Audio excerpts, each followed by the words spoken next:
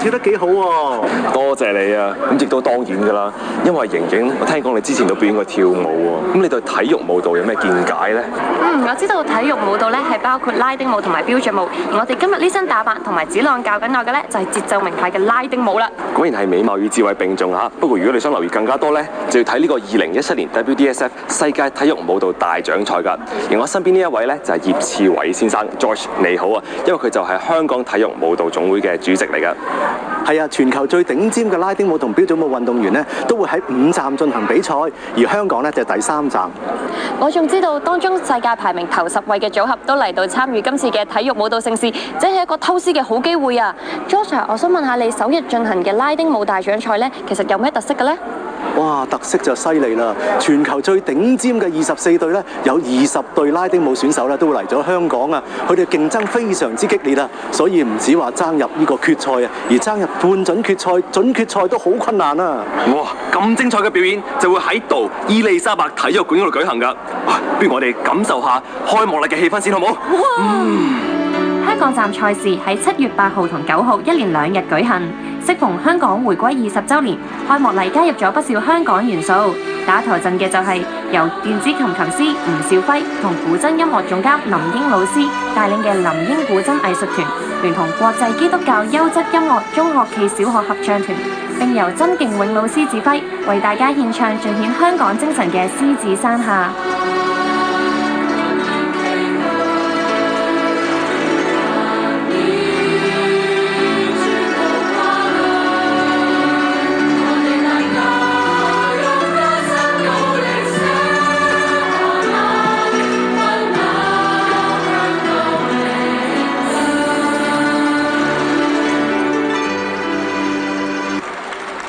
表演完畢之後，就由香港體育舞蹈總會會長梁昌明為大家致辭。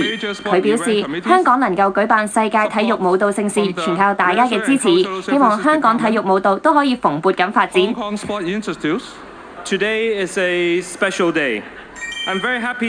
外，中國香港體育協會暨奧林匹克委員會副會長霍啟剛致辭後，就聯同一眾嘅主禮嘉賓喺台上主持簡單而隆重嘅啟動儀式。其他嘉賓包括民政事務局體育專員楊德強、世界體育舞蹈總會首席副會長鄭志華、大型體育活動事務委員會副主席吳守基等等。繼續欣賞跟住落嚟嘅節目。今日係香港特別行政區成立嘅20週年，亦係我哋香港體育舞蹈總會。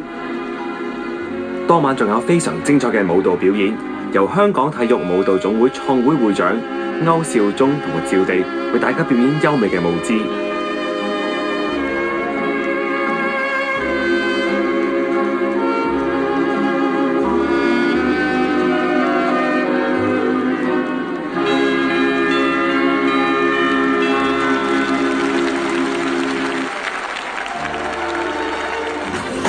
一連2日嘅賽事，有多達31個國家同埋地區派出接近200隊嘅組合參賽。拉丁舞大獎賽有79隊選手參加，能夠進入準決賽嘅就只有12隊。而每一個賽事嘅焦點就應該會係摩爾多亞組合嘅哥菲度同埋安娜，佢哋係上年嘅總冠軍，亦都係上2個分站嘅冠軍。另外就要留意嚟自俄羅斯嘅斯多里恩同埋哥天奴。我哋睇睇決賽名單先，6隊嘅組合仲包括2隊嚟自德國嘅組合、1隊法國組合，以及另一隊嚟自俄羅斯嘅組合。而第一晚嘅拉丁舞決賽就包括5組比賽舞蹈，第一隻嘅森巴舞係需要參賽組合獨自出嚟演繹，而而家出場嘅組合就係來自德國嘅馬里奧斯同埋克里斯蒂娜。George， 我想問下咧，森巴舞有咩特色㗎？森巴舞咧，其實咧就係好着重嗰個臀部嘅擺動㗎。咁你見啦，佢哋個身體咧喐動得好厲害嘅。我見到無論男定係女咧，個臀部都擺動得好非常之厲害喎。係啊，因為其實咧，森巴舞咧都嚟自一個即係話巴西嘅舞蹈啦。咁其實佢哋近時咧個臀部擺動咧，就想喐動咧掛喺臀部嘅羽毛嘅。咁所以佢哋亦都將呢個特色咧擺埋落呢個舞蹈嘅比賽上邊嘅。我知道喺5隻比賽舞蹈入邊咧，有3隻需要獨自演繹，有2隻就可以群舞。咁其實點解會有咁樣嘅安排嘅？佢哋其實想令到啲觀眾咧更加能夠清晰睇到每一隊嘅賽手嘅表現啊。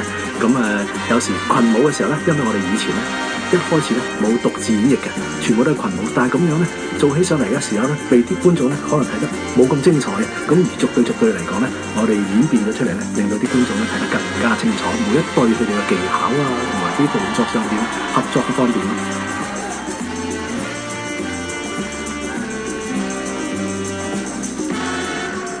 另外咧，群舞同埋獨舞咧，對選手嘅狀態有咩太大嘅分別㗎？獨舞嘅時候咧，就其實所有裁判咧同一時間都睇住你嘅，所以你話無時無刻咧你都唔可以犯錯嘅。但係群舞嘅時候咧，就因為裁判嘅時候咧，同一時間喺同一個音樂裏邊咧，要睇唔同嘅賽手啦，所以佢嘅時間咧睇每一隊咧少咗嘅。好，咁我哋而家睇睇佢哋呢一隻舞蹈嘅分數先。咦，咁我見到有4個分數嘅喎，其實分別代表啲咩呢？ TQ 咧就係技巧啦 ，MM 就音樂啦 ，PS 咧就係與舞伴合作啦 ，CP 咧就係編舞同埋演繹。我全部都見到係9分以上嘅喎，咁其實係滿分幾多呢？滿分咧就係10分㗎。好，咁我哋睇下嚟緊呢一隊能唔能夠拎到10分滿分啦？佢哋就係嚟自俄羅斯嘅斯多利恩同埋哥天奴。係咧 Georgia，我哋聽到佢哋嘅音樂咧係唔同咗嘅喎，咁佢哋嘅特色有冇變到呢？其實咧，每一隊選手咧事前都唔知佢會播咩音樂㗎。雖然都係森巴舞音樂，所以咧佢要即時咧感受嘅音樂咧，演繹佢哋嘅舞步㗎。真係非常考到選手們嘅即場反應同埋配合性啊！係啊，我哋又欣賞下佢哋點樣能夠配合佢哋嘅音樂去演繹呢個森巴舞。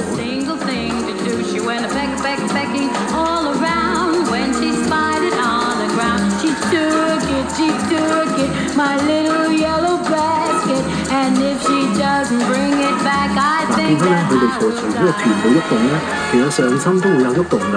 咁其實咧，佢哋一定要咧用個地板將個力咧由隻腳傳到上個腰，再翹到上去上身嘅。所以咧，佢哋唔係就咁用隻手去喐動啊咁樣咧，咁變咗做得唔夠靚嘅。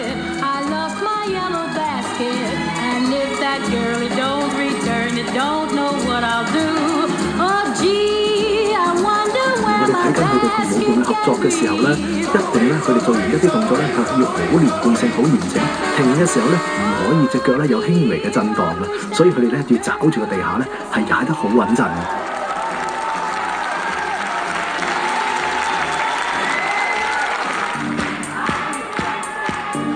好啦，咁我哋而家又睇睇呢一對組合嘅分數先。好，咁佢哋最後得到嘅總分係38.38啊，比上一隊更加高，而家暫時排名第1位喎。咁唔知呢隊嘅分數會唔會拎到冠軍呢？而呢一隊呢，就係來自波爾多亞嘅哥菲度同埋安娜啦。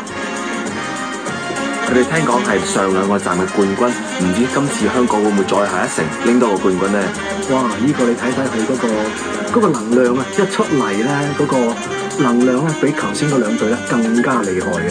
你見佢個身體嘅擺動咧，佢個幅度咧，仲係擺動得好優美添㗎。你唔好睇佢好似好大隻咁，但係個身咧好柔軟。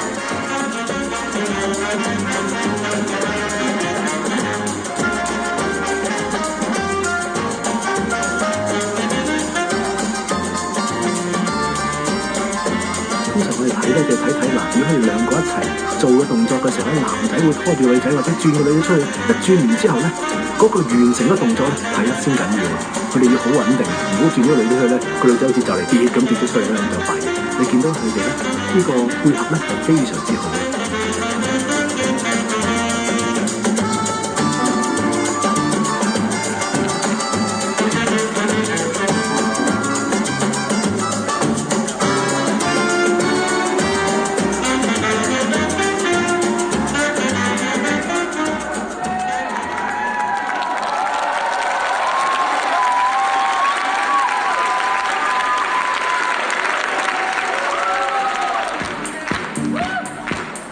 哇！真係跳得非常之精彩同埋用力啊！你可以見到咧，或者男舞者咧跳完之後咧，心口仲不停起伏，一定係好盡力咁樣去跳啦。咁唔知佢哋又可唔可以拎到今場嘅最高分數呢？係得㗎，佢哋拎到呢個39.08分，又排名第一啦。39分咧都係一個好高嘅分數啊！好，咁啱啱完成咗第一隻比賽舞蹈，咁暫時排名第一嘅係來自摩爾多亞嘅組合，排名第二嘅係來自俄羅斯嘅斯多利恩同哥天奴，而第三嘅就係來自德國嘅馬里奧斯同埋克里斯蒂娜。我見到第2名同第3名嘅分數其實唔係差好遠嘅喎，咁佢哋難唔難追啲分數？第2、第3名嗰啲咧就都難追，咁但係咧同第1名嗰個就相差好遠，就係而家呢個哥菲特同安娜，佢嘅技巧咧係非常之純熟嘅。可能佢哋都要靠第2隻舞嚟追翻啲分數啦。咁而家進行緊嘅咧就係第2隻比賽舞蹈 Cha Cha Cha 啦。咁啊 Georgia Cha Cha Cha 同之前嘅森巴舞咧有咩太大嘅特色嘅改變啊？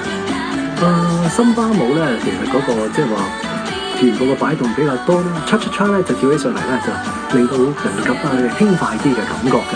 不過其實最大嘅分別咧就頭先係獨自演繹，而家係群舞比賽進行啦。咁其實我哋跳緊舞之餘咧，仲要留意身邊有冇第啲人阻住佢個舞程線喎。咁咧呢樣嘢咧其實都好考驗賽手嘅技巧嘅。係啊，對手之間係會影響到對方嘅，因為大家都佔用同一個地方嘅舞池。咁其實會唔會影響到賽事嘅心情啊？比賽會唔會有影響咧？對選手嚟講，其實如果有時咧，比賽手太多佢又困住咗喺度唔喐得到咧，其實個心情都幾大影響嘅，因為佢唔能夠發揮到佢最好嘅表現啊。咁所以如果賽手遇到呢個情況咧，最好盡快離開呢個人群，揾一個有利嘅位置繼續比賽嘅。哇，咁聽上去真係難度好高喎！咁到底係點樣先可以咧訓練到佢哋有呢個咁高嘅職場轉數嘅咧？其實我哋訓練嘅時候咧，我哋跳跳下舞咧，個老師就會掟張凳出嚟，哇！我哋即刻要避啊咁樣。咁呢個其中一個方法去訓練嘅。哇，聽上去都真係非常之驚險刺激同埋艱巨啊！不枉就係佢哋受過咁多咁艱巨嘅訓練咧，先有今日咁出色嘅表現啊！咁當然我哋仲有好多嘅即係話平時嘅練習啦。如果有人喺度阻咗，我哋要轉左嘅時候咧，有啲咩舞步可以連貫性去轉去另一個舞步咧？咁其實我哋經常上都要做呢個練習嘅。基本上舞者一路跳嘅時候，要不斷喺度創新，下一個 step 係啲咩，咁先可以避開人群啦，同埋可以突圍而出嘅。好啦，啱啱又完成咗第2隻比賽舞蹈 Cha Cha Cha 啦，咁可以見到咧，仍然都係由來自摩爾多亞嘅組合領先，而頭3名咧都亦冇太大嘅分別。而經過2輪嘅比賽之後咧，來自摩爾多亞嘅組合以超過1分嘅優勢咧，去保持住呢個領先嘅地位啊。而排名4至6嘅咧，差距就非常之接近啦。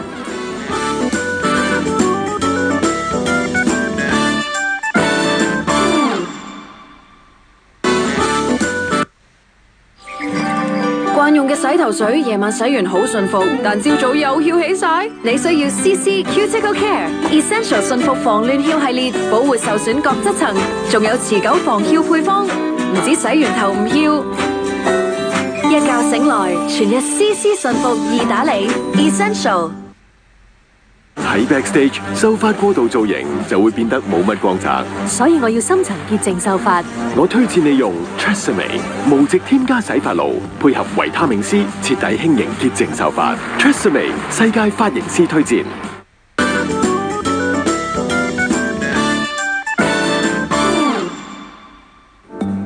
歡迎返嚟香港體育舞蹈總會呈獻2017 WDSF 世界體育舞蹈大獎賽。而家進行緊嘅咧係第3隻比賽舞蹈倫巴舞，而家見到嘅組合咧就係來自俄羅斯嘅斯多利恩同埋哥天奴。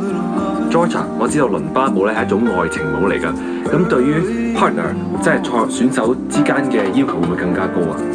其實佢哋個情感嘅表達咧更加要求高啲嘅，因為咧其實我哋好似跳舞演繹緊一個愛情故事咁啊，所以2個人嘅眼神啦嘅交流咧都好重要嘅。咁我想問個問題啊，咁到底 partner 之間會唔會多數咧都係有已經情侶關係㗎啦？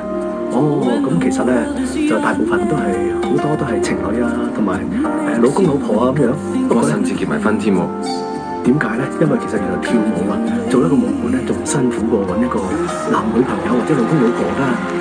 我唔怪得知佢哋表現出嚟嗰種愛情啊，同埋個感情係咁真摯啦。不過你都要留意，有時候啲舞伴咧都唔係老公老婆嚟嘅。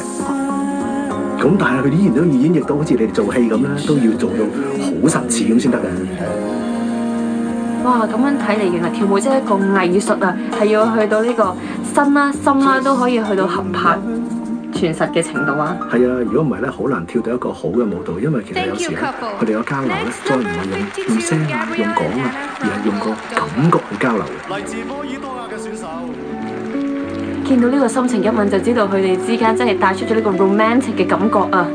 咦？點解唔睇分數就到咗下一隊嘅？哦，因為咧，其實咧，大會咧特登安排咧，如果每次都睇分數嘅時候咧，就覺得好似好長時間啊，所以咧，佢哋只係會第一隻同埋最尾嘅隻會睇分數，已經就連續不斷咁繼續跳噶啦。咁樣對選手嘅心理狀態其實都好大影響嘅喎。哦，咁啊，其實佢哋都要接受到呢個挑戰嘅，不過呢啲世界級嘅賽手咧，佢哋完全都冇問題啊。咁希望都唔會影響到呢一隊來自摩爾多亞嘅組合，佢哋分別係哥菲度同埋安娜。哥菲度同安娜咧，其實嚟過香港都好多次噶啦，咁咧好多觀眾都好中意佢啊。哥菲度咧，因為好有拉丁味啊，呢個男仔。嗱，你見頭先咧嗰個女個舞伴咧，隻腳咧稍為輕微喐咗一喐㗎，有少少唔穩定。咁唔知呢個少少唔穩定，對佢哋會唔會構成好大嘅影響啊？分數上面。哦，咁其實佢普遍嚟講，整體嘅技巧咧都好好嘅，咁就會係如果一啲唔穩定嘅時候咧，導致佢可能攞唔到10分咁解啫。咁頭先嗰個唔穩定將會喺嗰4個範疇入邊邊一個範疇度扣咧？呢個就喺技巧上面啦，個 technical quality 啊 ，TQ 嗰方面咧，即係話你個技巧裏邊咧，你有少少嘅唔穩定同埋喐動啦，咁所以我哋跳舞嘅時候咧，一定要係即係話我哋叫做食地性能啊，隻腳咧係抓個地下，抓得好穩陣，唔可以有輕微嘅喐動點解？唔知今次嘅失誤令唔令到佢哋可以拎到今次嘅冠軍咧？咁我覺得係一個好少、好輕微嘅失誤嘅。咁啊，呢隊嘅賽手咧，普遍嚟講佢都技巧非常之好嘅。好，咁睇睇第3輪比賽倫巴舞嘅成績先，可以見到頭3名嘅仍然都係哥菲度同埋安娜，第2名嘅係斯多利恩同埋哥天奴，第3就係馬里奧斯同埋克里斯提娜。綜合翻3輪比賽嘅成績，可以見到頭3名嘅排位咧仍然都冇太大分別，但係可以見到第4、5名嘅排位咧就已經有所不同啦，叫做戰況非常之激烈。來到第4隻比賽舞蹈鬥牛舞，又翻返到群舞嘅時間咯噃。我知道咧，鬥牛舞需要嘅力度比其他之前嗰3隻都要多喎。咁佢哋近臨尾嘅舞蹈入邊會損耗嘅力量會更加多咧。其實鬥牛舞咧，其實如果需要用嘅技巧同埋力量都同其他啲舞冇分別嘅。最主要嘅鬥牛舞咧，我哋就不斷咁逆時針方向咧，係沿住舞程線咧移動緊嘅。咁我哋一路跳嘅時候咧，一路要繼續移動啦。咁最主要咧就話鬥牛舞咧，男士就表現咗好似個鬥牛勇士咁啦，而女士咧就表現到好似個紅斗篷咁啊。我仲以為女仔要表現到好似隻牛咁添。當然唔係啦，咁樣啲女仔唔想跳嘅。咁不過大家留意咧，鬥牛舞咧，以前咧我哋通常比賽嘅時候咧，跳2個即係話停頓點嘅。咁而家有3個停頓點咧，其實通常啲舞者咧都會做一個造型嘅。咁大家聽下啲音樂咧，一停頓嘅時候咧，佢就會一齊擺個造型出嚟嘅。即係之前要跳2個，而家要跳3個，咁對選手嘅體力又會消耗咗。係啊，佢哋更加即係話跳舞嘅時間咧都更加長啦。我亦都知道有啲直情係唔會理佢哋嘅喎，繼續跳埋落去。可能佢哋編隻舞本身就冇諗過要停頓位，咁對佢哋嘅分數有冇嘅改變嘅？只要佢編舞編得夠流暢，同埋個演繹係合乎呢個咁嘅鬥牛舞嘅風格嘅時候咧，其實都唔會有太大影響嘅。不過一般嚟講咧，大家都會喺停頓位嘅時候都會擺個造型同埋停頓嘅。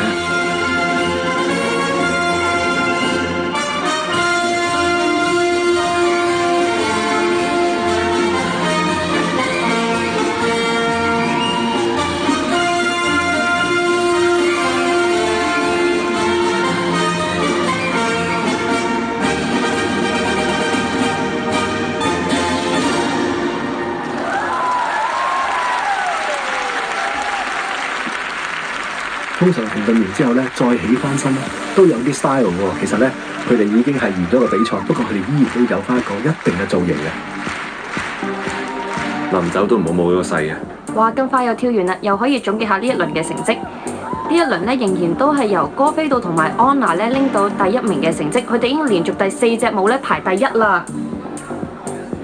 總結翻4輪嘅成績，排名第一嘅呢，仍然都係摩爾多亞嘅哥菲度同埋安娜，而且係以2.7分嘅優勢咧領先所有其他組合添。呢個分數呢都好難追啊！睇後邊嗰啲。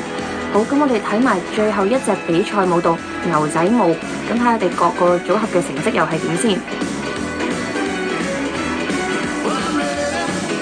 而家表演緊嘅呢，就係來自摩爾多亞嘅哥菲度同埋安娜，一出場就好有氣勢咁喎。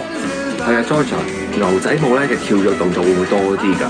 佢哋個踢腿動作咧就都比較多㗎。不過你要留意住咧，原來佢哋一路踢住腿嘅時候咧，個上身啊其實佢冇乜點移動㗎，佢個上身係保持好穩定，只係隻腳喺度踢緊，咁咧就會慳翻好多氣力，咁樣更加好。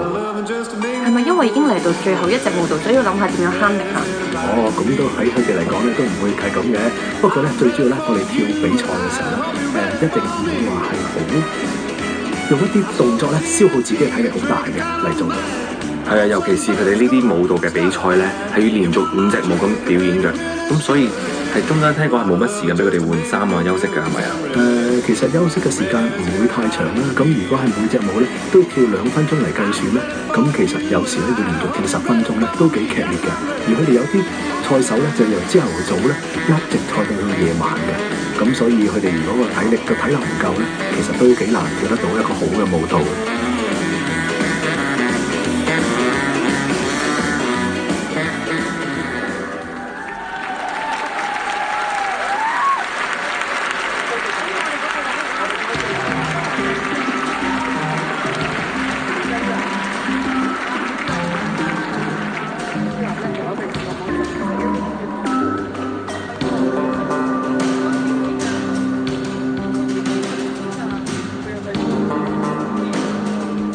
頭先你見到咧，佢慢鏡頭轉嘅時候咧，佢雖然轉完之後咧，其實我哋裁判有時睇咧，就睇佢轉完之後穩唔穩定咁企翻喺度。你轉得好多圈冇用嘅，如果唔穩定都弊。有成績啦。好，咁我哋而家睇睇來自摩爾多亞嘅哥菲度同埋安娜成績如何先。哇，可以見到佢哋個音樂動感度係有高達9.88分喎，而最後總成績咧係39.25，排名第一啊！繼續。哇！呢個係9.88分咧，都算係一個好高嘅分數啦。唔知跟住落嚟嘅呢對組合可唔可以超過佢哋呢？佢哋就係來自俄羅斯嘅斯多利恩同埋哥天奴。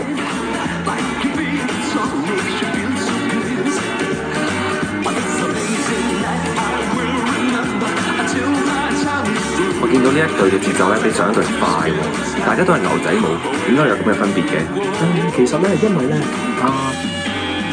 呢個哥天奴咧同埋斯多利恩咧，佢哋個身形咧唔係好高嘅，所以佢哋要用速度咧去取勝。咁你見到咧就係哥菲度同埋安娜咧，因為佢哋身體比較身形夠修長啦，所以佢用個線條去取勝。所以咧，其實每個賽手咧有自己唔同嘅特色嘅。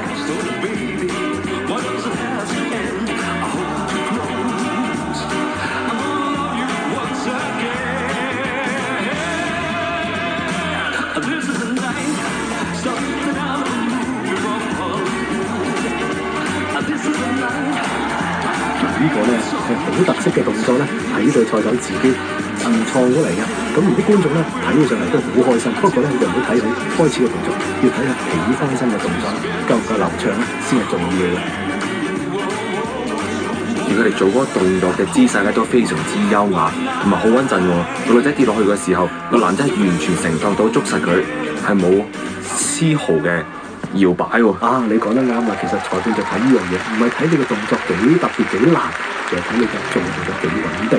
咁會唔會有啲組合會追求穩陣咧，而唔做咁多花巧嘅動作㗎？哦，咁如果佢太穩陣又唔做啲花巧動作，咁你又唔夠吸引，個編舞演繹嗰度分數又會少啲咯。咁所以就睇下點樣可以取得平衡啦。係啊，所以咧你每一部分咧，包括技巧啊、同舞伴嘅合作啊、音樂啊同埋編舞都要同樣好先得㗎。好，咁睇下呢對組合嘅成績最後係點先。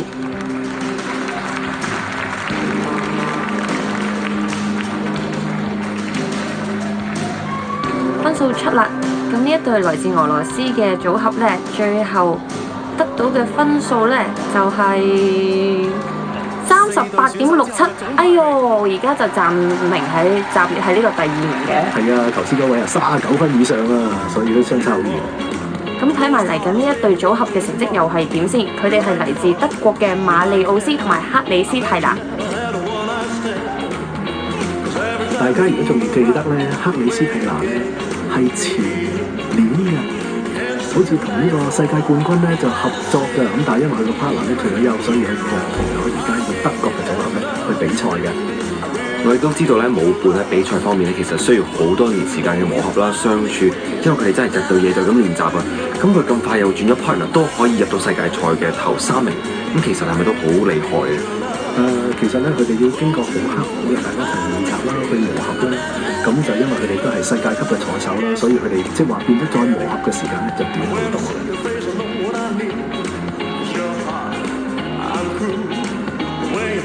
咁啊，見到咧，頭先個組合咧就冇呢個組合啦，呢個組合咧佢個編舞同演繹咧係咪好似好鬼慢咁啊？係啊。嗱，見到個第一隊咧就用線條取勝，第二個用速度取勝，呢個咧就用個編舞同演繹取勝嘅。咁我哋而家嚟睇下究竟個分數係點樣咧？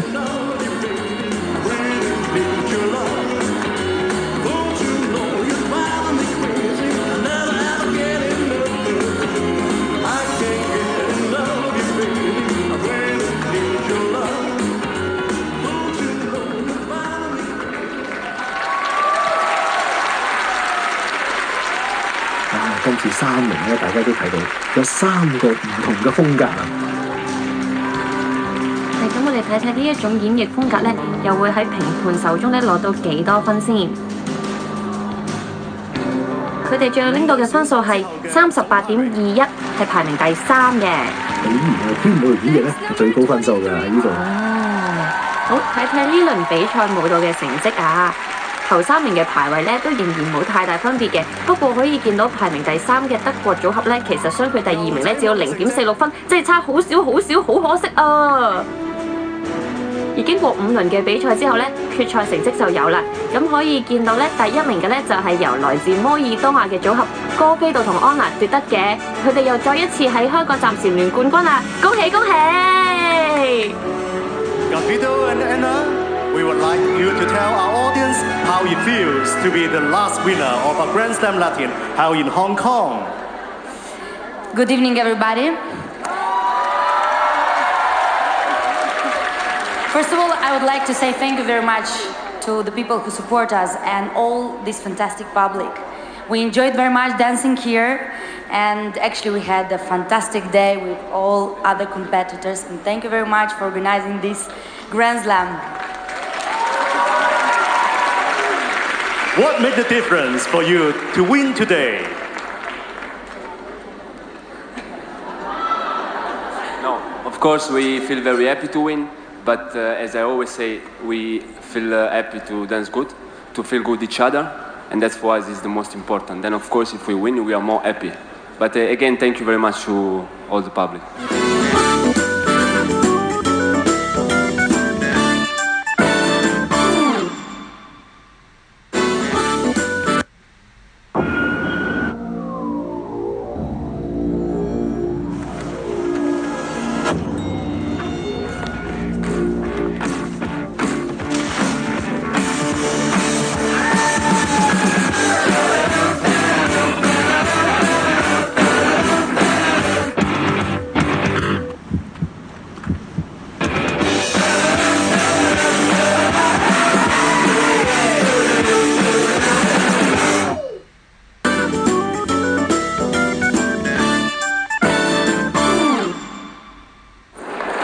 大家翻到嚟2017 WDSF 世界體育舞蹈大獎賽，嚟到標準舞嘅比賽啦，風格即刻由熱情奔放變得古典優雅，但係不變嘅咧就係賽事同樣精彩啊！冇錯啦，我亦都知道連續3屆喺香港站拎到冠軍嘅咧，就有德國組合嘅西蒙同埋安妮坦啦。咦 ，George， 佢哋今次都會再嚟香港喎，你對佢哋有咩期望啊？我當然期望佢哋能夠再下一城攞到香港嘅冠軍啦，但係佢哋有勁敵啊！俄羅斯嘅選手斯恰科夫咧誓要搶去1哥嘅地位啊！咁但係其實參加得大獎賽咧，每一隊都係舞林高手，所以競爭性極高，而且標準舞入邊嘅每一種舞蹈都有佢哋自己嘅特色同埋風格㗎。冇錯啦，所以每一隊選手咧要精準咁表現出每一隊嘅文化，真係好有困難嘅。不如我哋唔好講咁多，事不宜遲，即刻睇表演。至於標準舞方面，就有78隊組合參賽，而競爭呢亦都比拉丁舞激烈得多啊！第二就係連續喺3屆香港站拎到冠軍，編號22號嘅德國組合西蒙同埋安妮坦，同埋俄羅斯66號嘅斯克戈夫同埋古尼高娃。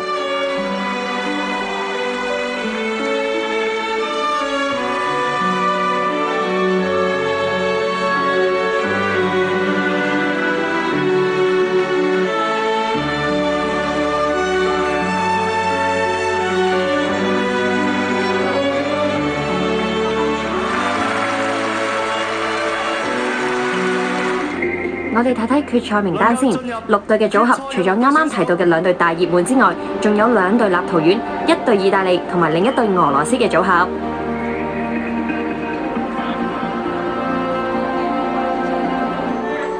事不宜遲，我哋馬上開始華爾茲嘅比賽。呢輪比賽係需要獨舞嘅。咁而家熒幕上面見到嘅呢隊組合編號22號呢，係來自德國嘅西蒙同埋安妮坦。佢哋之前已經係連續嘅3屆呢個香港站嘅冠軍喎。咁啊 George， 你覺得佢哋今次嘅表現係點呢？一開始睇個勢，其實咧佢都個技巧咧係好嘅，咁但係咧就佢嗰個編舞嗰方面咧，就我諗咧就話而家隨住呢個時代嘅改變咧，其實我哋個速度啊同埋編舞咧就要再作適當嘅修正。因為其實再係慢嘅時候咧，已經唔迎合而家呢個潮流啊。咁我諗，如果係佢哋再係用呢咁嘅形式去咧，咁佢可能真係面對俄羅斯嗰隊選手咧，佢可能有呢個危機。原來跳舞一樣都係要與時並進嘅。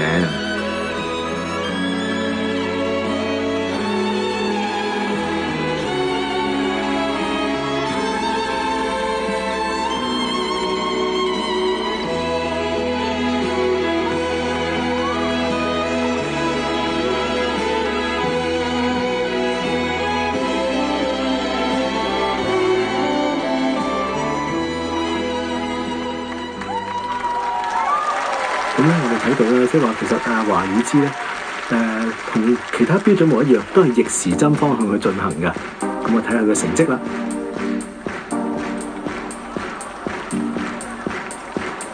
4個分數都好高喎，總分係去到38.83，係咪一個唔錯嘅成績啊？成績咧就喺音樂動感嗰度咧，我覺得稍為係即係低咗啲啲。咁希望佢加倍努力啦。好，咁我哋睇下下一隊組合，佢哋係來自立陶宛嘅伊華達斯同埋利娃。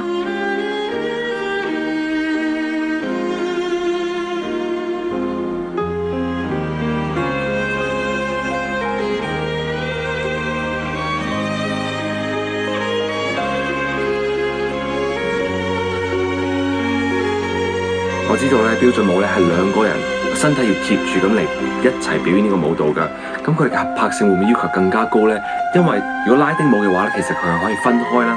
但係如果標準舞咧要一齊，咁佢哋有咩難度其實？其實2個黐住一齊跳咧，由2個人變咗好似1個人咁移動咧，其實係辛苦好多㗎。因為稍為有少少你唔配合咧，就覺得好似個舞伴頂住你咁嘅，或者佢阻住你唔俾你去嘅。咁所以咧練習嘅時候咧，雙方都要練得好仔細。有時咧就即係話唔可以用自己個角度咧去跳舞嘅，因為你要同翻個舞伴嘅角度嚟睇咧，你就容易啲。有時咧你覺得人哋阻住你咧，可能你頂住人哋，或者有時咧你去唔到嘅時候咧，可能咧其實你自己唔去嘅。咁所以呢個咧係一個相對。好，咁我哋就睇睇呢對立陶宛嘅組合，佢哋個配合係點樣啊？咦，好似見到個分數咧略低於上一隊組合，係得38分，暫時名列第2名嘅。係啊，個舞伴配合咧，佢都唔係配合得好順暢啊。好，咁唔知嚟緊呢一對來自俄羅斯嘅斯克戈夫同埋古尼高娃又會表現成點呢？同樣佢哋都係跳緊華爾茲，但係佢俾人嘅感覺真係截然不同啊！無論佢哋嘅合拍啦、節奏啦，係明快好多、鮮明好多，係睇得出嘅分別喺邊㗎？點睇啊 George？你淨係睇下佢一開始啊，2個人個起架，你就知啦。個女仔咧用個身貼埋佢先再慢慢用隻手 hold 住，跟住咧個女仔仲要轉個頭之後先開始。淨係呢度淨係編舞分都有攞唔少啦。嗱，你見到佢咧，其實亦係有快有慢，有轉有去。咁其實咧就話我哋編舞同埋演繹嘅方面咧，我哋要將不同嘅動作同埋不同嘅技巧咧係加晒入去嘅。咁嚟欣賞下呢個精彩嘅比賽啊！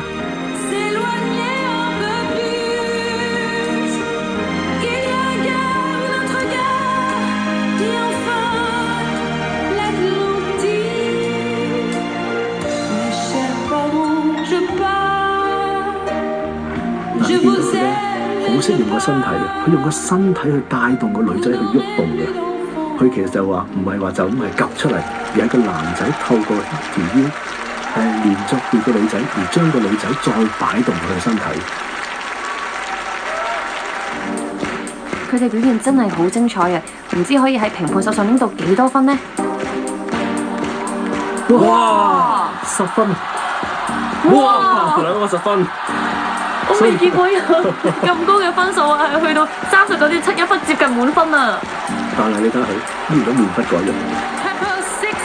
咁啊，其實佢係好高嘅分數啊，兩個都係10分，即係話所有裁判都要俾10分，咪嗰個先係攞到80分。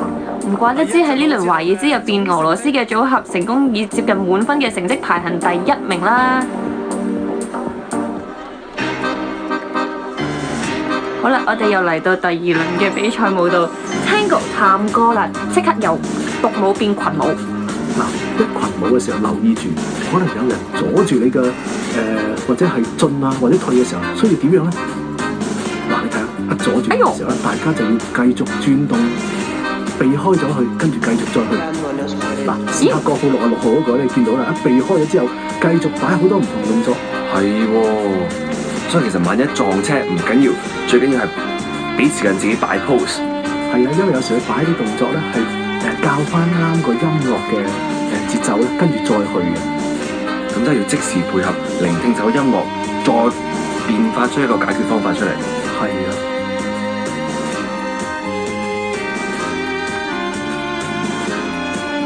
咁咧，西蒙安尼坦咧喺香港咧贏咗好幾次冠軍嘅，今次咧佢遇正佢勁敵咧就係頭先個斯克戈夫啦。不過如果你睇得到咧，佢嗰個能量啊，即係話佢擺頭啊或者擺嘅動作咧，其實同斯克戈夫比咧都唔夠斯克戈夫咁好嘅。係啊，我記得 Tango 咧，我嘅印象就係一定要咬住支玫瑰，好努力咁揈個頭喎。咁其實係咪真係咁嘅咧？比賽？如果比賽咬住玫瑰係咁揈個頭，啲玫瑰可能都全部斷晒㗎啦，咁啊會影響咗嗰個地面。咁其實我哋比賽咧就冇呢回事嘅，只不過係出邊啲跳舞嘅時候咧，可能有啲造型需要咁樣做嘅啫。咁知道你都係留翻你自己同你啲女伴跳嘅時候先用支玫瑰啦。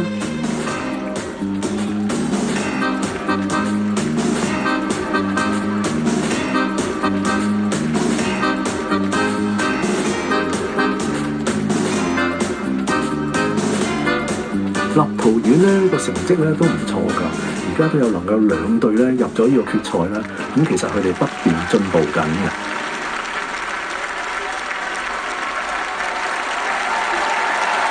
哇！全院滿座啊！因為比賽實在太精彩啦，咁睇翻呢一場探戈嘅成績呢，繼續都係由嚟自俄羅斯嘅斯克戈夫同埋古尼高娃蟬聯呢一個第1名嘅成績啊，而頭3名嘅排位亦都冇太大分別啊。睇翻2輪比賽後嘅成績先，第1名仍然都係由來自俄羅斯嘅斯克戈夫同埋古尼高娃得到，佢哋嘅分數79.29分，佢哋嘅表現接近完美啊！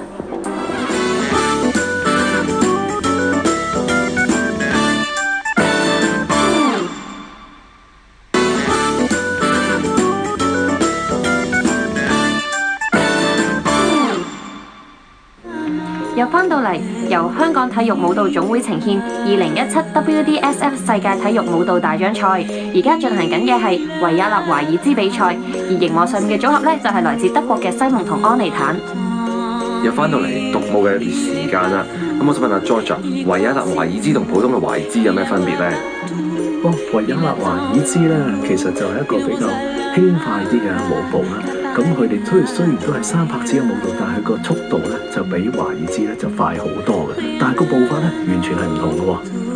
我知道華爾茲係一個 swing dancer，咁維也納華爾茲係咪都係一個 swing dancer？哦，佢完全都係一樣，都係一個 swing dance 嚟嘅。咁只不過咧，佢哋因為要個即係話移動嘅速度啊比較快啊，咁就跳起上嚟咧就冇華爾茲嗰個 swing 咧咁犀利嘅。但係相對地，因為快咗，技巧都高咗，係咪啊？技巧咧就佢哋有唔同嘅技巧嘅演繹嘅。維也納華爾茲咧，其實而家都多咗好多唔同嘅舞步啊！以前咧淨係得右轉左轉，其實而家咧就加多咗好多唔同嘅舞步嘅動作，咁個技巧要求都高咗嘅。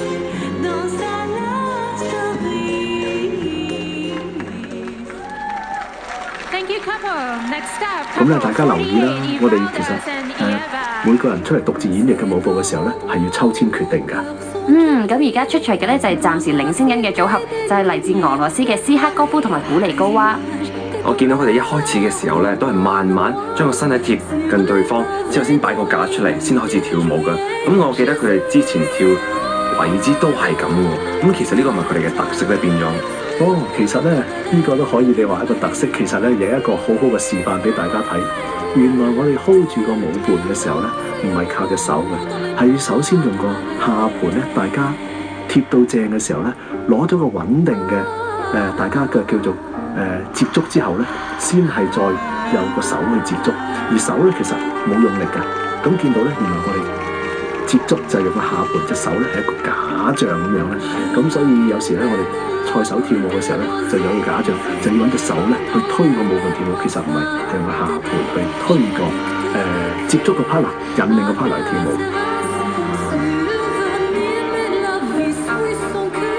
咁所以你見到佢隻手雖然係即係話接觸住個舞伴啦，但係佢哋唔會用好多力咧去推個舞伴嘅。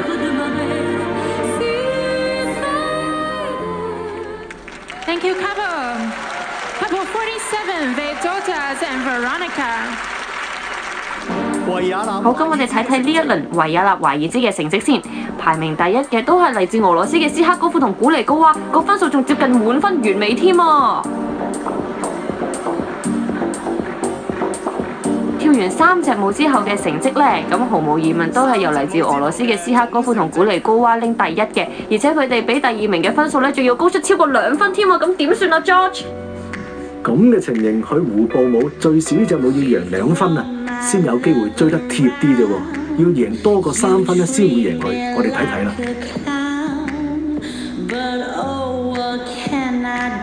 我見到咧啲選手跳舞嗰陣時咧又高又低，咁其實咧胡步舞嘅特色係咩㗎？胡步舞咧就好似行雲流水咁樣。其實頭先你講過啦，華爾茲同維也納華爾茲都係一個 swing dance， 胡步舞咧都係一個 swing dance， 但係佢個起伏咧就冇華爾茲咧咁高嘅，即係話我哋起伏比較平坦啲嘅。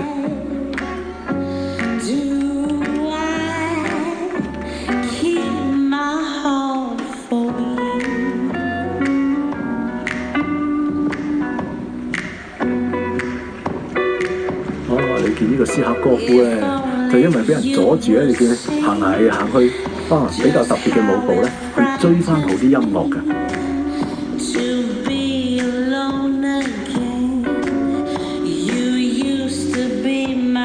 其實個舞池咁大，如果一隊選手佢淨係喺同一個位嗰度自己嘅翼圈嚟轉咧，會唔會影響個分數嘅都？其實佢哋一定要移動咯，唔可以淨係一個定點裏邊繼續喺度跳咯。咁樣咧就真係會影響分數嘅，即係話你個編舞同埋演繹咧有啲問題嘅時候咧，嗰個分數會相應低咗。咁但係有時因為你係俾人困住咗喺度，而喺原地喺度做一啲動作嘅時候咧，呢個又唔會喎，因為咧你應變能力好啊，咁即係可能呢度會有加分嘅。咁有時咧睇下咧啲舞者咧佢着嘅衫咧，即係話都有影響喎。嗱，你見我哋有紅地氈，有紅呢個台布嘅時候咧，咁有時呢件衫紅色嘅時候咧，可能咧就藏咗入去咧，有時就冇咁起眼嘅。咁所以有時咧啲舞者揀衫咧都有一個特別嘅選擇嘅，都係一個學問嚟嘅。嗱，睇下佢究竟贏唔贏到3分啊！好，咁我哋睇睇呢一輪胡步舞嘅成績係點先，可唔可以幫德國隊追翻第一呢？係唔得嘅，佢哋繼續係屈居喺呢個第2名，由俄羅斯嘅組合斯克哥夫同埋古尼高娃拎到第1名喎。咁所以咧4隻舞完畢之後咧，可以見到咧俄羅斯組合咧繼續排名第一啊，而德國組咧仲要多差唔多成3點幾分先可以追得上啊！咁睇下嚟到最後一輪嘅快步舞蹈有冇奇蹟出現，令到成績逆轉啊！咁而家出場嘅組合咧就係來自立陶宛嘅伊華達斯同埋利娃。快步舞顧名思義真係快步啲嚇，佢淨好似跑緊咁啊！我以為播緊 fast forward 添。其實就唔係㗎，不過你睇下咧，佢兩隻腳咧係咪好合拍咧？係喎，佢嘅合拍性咧要求真係更加高喎今次，因為佢哋兩個同時做緊一樣嘅嘢，仲要加快咗添。但係其實真係好難啊，因為已經係來到最後一輪嘅比賽啦，體力可能已經消耗得七七八八，仲要跳一隻咁快節奏嘅舞，其實對體力要求係咪真係好高啊？會㗎，如果你即係同個 partner 咧已經唔再合拍，你想上升個 partner 嘅下降嘅時候咧，你個體力更加消耗得犀利啊！但係你見到而家呢對選手咧，依然都係好合拍嘅，起伏都一致嘅。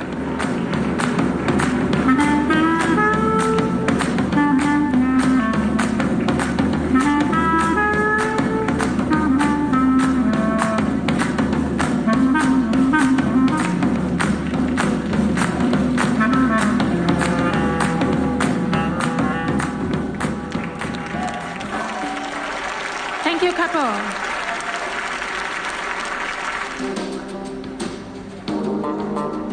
好，又係到等成績出嘅時候啦，好緊張啦，大家都好。最後嘅總分咧係38.63嘅，其實都唔錯啊，我覺得。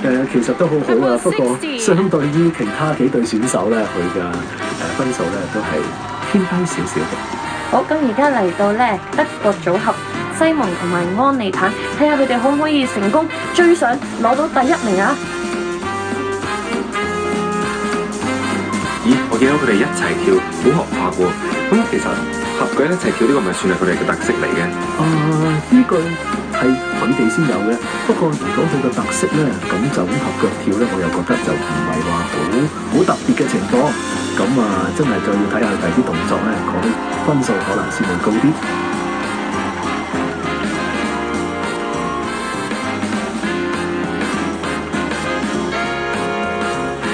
咁咧西蒙安尼坦咧，你見到佢哋咧嗰個技巧上邊啦，嗰個身體嘅接觸同埋合拍上邊咧係做得幾好㗎。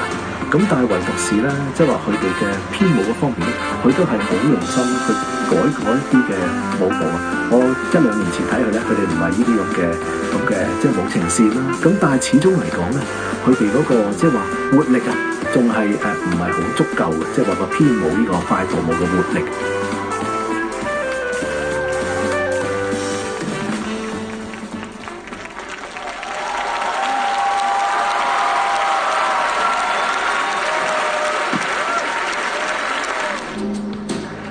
嚟到緊張嘅一刻啦，到底拎亞軍定冠軍呢？睇下分數先。咦，其實都幾高喎。佢個舞伴合作同埋技巧係好嘅，但係個編舞同埋呢個音樂演繹嗰方面咧，係真係比較係呢度要再更加改善。但其實都爭少少咋，咁就要睇埋呢一對組合俄羅斯嘅斯哈高夫同古尼高娃，可唔可以繼續保持佢哋嘅高水準表現，等佢哋可以韶聯第一啊！你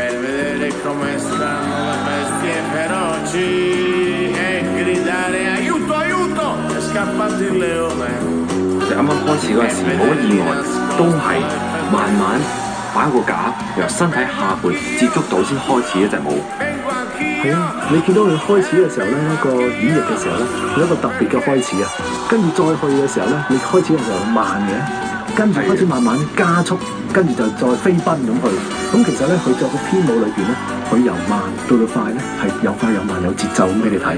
應該佢再跟住會再加埋啲旋轉動作啊，同埋咁嘅情況之下咧，你就即係話嗰個編舞咧，就可以盡量可以表達到佢嘅技巧嚟。有快有慢。而家見到又慢咗啦，其實個對比強咗，加埋啲豐富啲嘅元素落去，其實呢隻舞真係好睇。係啊，咁你頭先見到佢西蒙同安尼坦係雙腳跳起跳起，同埋佢呢啲嘅動作嘅時候咧，你會覺得佢哋呢啲可能更有趣味性。係啊，感覺真係新鮮好多。係啊，跟住佢就開始一啲嘅轉動啦，或者係呢個擺呢個造型嘅動作咧，佢都係做得比較更加大添㗎。呢個會唔會算係新派嘅快步舞咧？係啊，其實俄羅斯咧係佢哋比較而家前衛啲㗎，嗰啲新嘅舞步。哇！第10分，又攞到10分，哇！10分添，真係其實咧就係斯克哥夫同西蒙佢哋嘅分別。佢嘅編舞同埋演繹嘅音樂咧，就係比西蒙哋好，接近完美嘅分數。所以喺呢輪快步舞入邊，第一名嘅都係俄羅斯嘅斯克哥夫同埋古尼高娃，佢哋係有39.88嘅高分，差唔多滿分咁滯啊！快步舞嘅成績。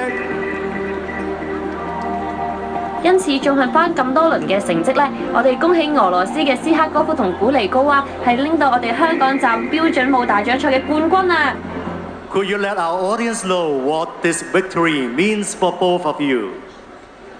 Actually, this victory means a lot for us because it's the first time we won this beautiful, beautiful competition here in Hong Kong. Try to compare the atmosphere here at the Queen Elizabeth Stadium with that of other venues you dance at. Honestly, I feel very good because the audience is very close to the dancers and we feel the energy from the audience. And as I heard, it's the last time here, Grand Slam in Hong Kong, and honestly, we will miss you all. Thank you very much for support. 今集嘅所有成績已經塵埃落定，非常多謝 George 同我哋一齊評述啦。香港站嘅比賽圓滿結束之後，就代表頭3站 WDSF 世界體育舞蹈大獎賽嘅賽事都已經完成啦。之後喺8月10號至11號，喺德國斯圖加特將會舉行第4站嘅比賽啊！到時候會繼續見到多隊世界頂尖嘅選手，同埋可以再次欣賞到佢哋美麗嘅舞姿，大家記得留意啦！拜拜。